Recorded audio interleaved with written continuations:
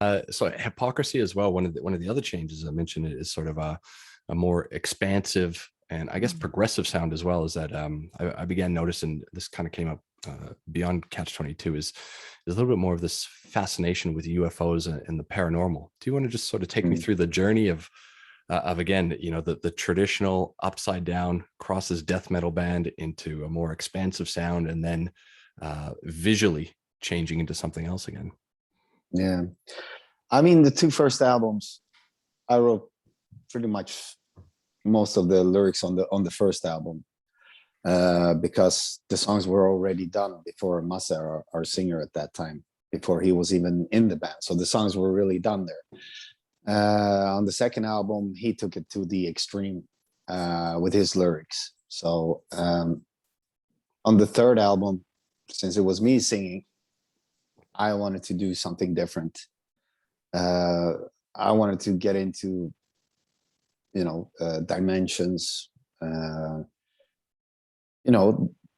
more unnatural stuff, almost like ghostly stuff, and also, of course, about extraterrestrial kind of thoughts.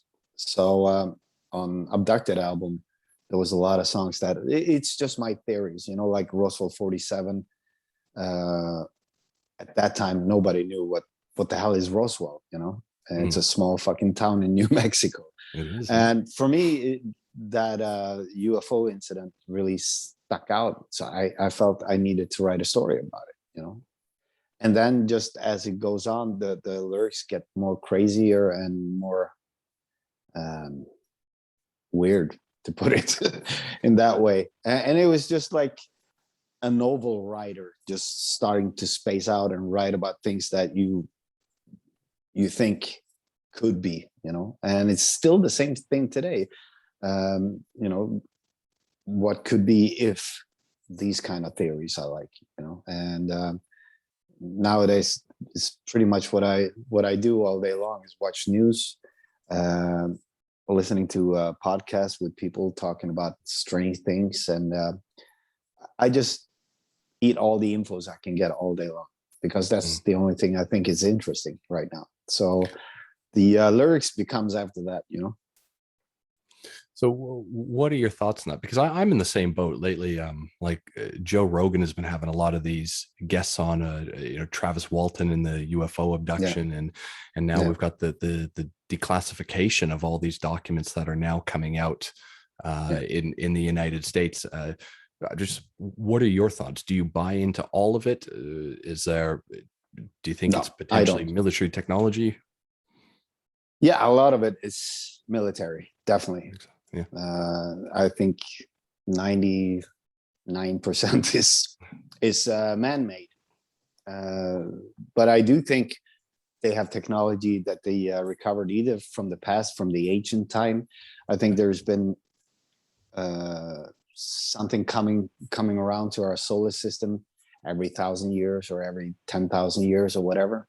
Right. And I think these people really planted us here. If you look at the cover, this is what I think, to be honest. Well, I was going to ask how this ties in with Little Green Men, which are kind of part of the look and feel of hypocrisy now, if you don't really believe in alien spacecraft, I guess, being here all the time. So my theory is just my theory, how I see things. And with worship is really about worshiping. I mean, we're so into worshiping things. We worship people on YouTubers. We worship everything, anything from movie stars to rock stars to blah blah blah. And we worship our drugs because that's the only safety we have. So for me, with this cover, I just wanted people to worship the crosses. These are the people that put us on Earth 60,000 years ago, and now they're back to collect and to put us against the wall and see what the fuck we're doing with our stupid planet. We're trying to kill ourselves. We try to kill everybody else, and so on. I mean, it's also theories with the Mayan people that just disappeared like that. Where the fuck did they go? I think they came and collected them, and then let's see what the new human beings can do. Like, you mean took them away? Yeah, there is All no right. Mayan people anymore anywhere. They just vanish. Hmm. They were very smart people, and I think that's the same thing as what we're going through now. The last 150 years, I think we our DNA got altered, so we got a little bit smarter. Because if you see from 60,000 years, we didn't do much up till 150 years ago, when we all suddenly just started to explode with the new inventions and things like that. So all suddenly we're here today. And I think they're getting scared that we're getting too smart so we can get out of our own solar system. And I don't think they want us there, because we will mess it up, all of it.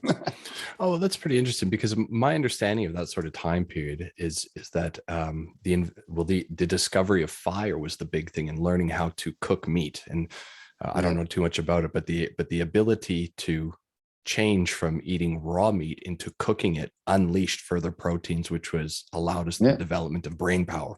And I think that was yeah. kind of like one of the major, I guess, big blocks to allow us to advance. I don't know. It's just my theory. I don't think Mm. so. Well, it's You can funny that eat as much protein you want. Just send it over to all the politicians. I don't think they're going to get smarter. So, It's funny that you mentioned that too, because I'm in a city called Newcastle, which is about 2 hours north mhm. of Sydney, and in between us, Yeah. we've got a place called the Central Coast, so sort of in between those Mm. two areas. And I've been over here for about 15 years, so it's like, Yeah. I know a lot, but you still kind of learn things day to day. And I only recently found out that there are some ancient hieroglyphs that exist on the Central Coast that have Mm. like Egyptian text on them that Yeah. date back to at least about 5,000 years ago, that no one can Yeah. explain how they would have gotten over here. But Yeah. it doesn't seem to be a very well known thing. It's just the Central Coast hieroglyphs here. I know. And there are everywhere on Earth. So who did them and why did they do them? Mm, I think it could be the people that lived at that time, that had that kind of writings, like we write our stuff today. They did it in hieroglyphs, and maybe they developed the hieroglyphs themselves, or maybe someone taught them that. I don't know. mm. So it's quite interesting though. So you think all the media attention around UFOs today, you think that's actually military technology, but once every 5 to 10,000 years, you reckon they come down and kind of reorganize the planet as they see fit?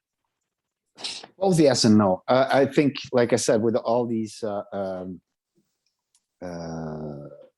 things that people see in the sky, I think it's definitely a lot of military stuff on that.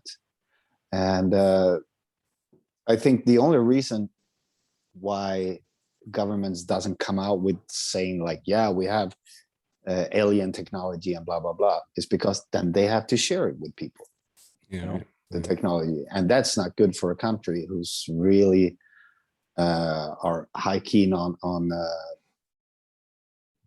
defense systems and so on and so what. They don't want to share anything with you, even if the Mm, world is collapsing and we're still doing this things with fossil fuels and shit like that, when we could actually maybe generate electricity out of nothing. yeah, yeah. So that's one major big problem, I can tell you right there, why they Mm, don't say anything. And I think maybe there's something coming around. You never know. If they come from a different dimension, you can go through very fast. If you bend the time and space, you can go straight instead of going like this. yeah, So, yeah. I mean, there's a lot of theories. You can sit all day and just think about things. Mm. And so does that extend anywhere further into other elements? Like, I think, are you talking like ghosts and Bigfoot and other cryptids and that sort of thing that might exist these days? I really don't know. Last night I was actually listening to this podcast about Bigfoot, but I still don't get it. It's starting to get interesting, but I'm not really hooked up, to be honest. Mm, I do believe that there's things coming and going, and not, like I said, like thousands of years in between, but I think it might come and go a little bit sooner than you think in mm. between the intervals. Uh, So Have you heard it's anything just about? my thought, my theory. I was gonna say, have you heard anything about that Skinwalker Ranch that exists in the Yeah, U.S. where they talk about all that sort of stuff? What do you yeah. reckon about There's that sort something of in the thing? ground. There's very magnetic area there, and they see a lot of weird shit, even more like mixed between wolves and Yeah. huge wolves or whatever, you know, and also light sounds. It's like a ghost town, you know. Mm. Bigelow used to own that. He's a huge scientist guy or scientist guy, yeah. But anyhow, he didn't handle it anymore. He bought it because he heard it was, you know, Oh, the something weird billionaire there. guy who bought it. Yeah, and he put all Yeah, those scientists on it. Yeah, that's right. Yeah, yeah, yeah. yeah. And they couldn't figure it out, and I think he sold it, and now they have these documentaries on Discovery Channel and things like Mm, that. New people are trying to figure it out, but it seems like they can't figure it out. mm. Kind of So, strange.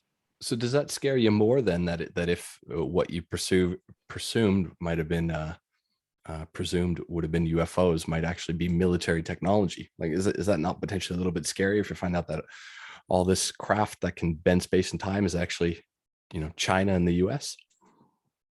I guess it's a natural development since the 40s and 30s. Uh, I don't know.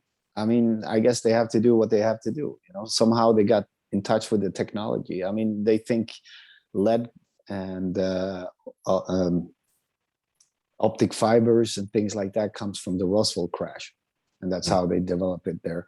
Uh, there's, like I said, something happened over the last 150 to 200 years that our IQ and our brain just develop a lot. And why all suddenly? I have no clue. mm.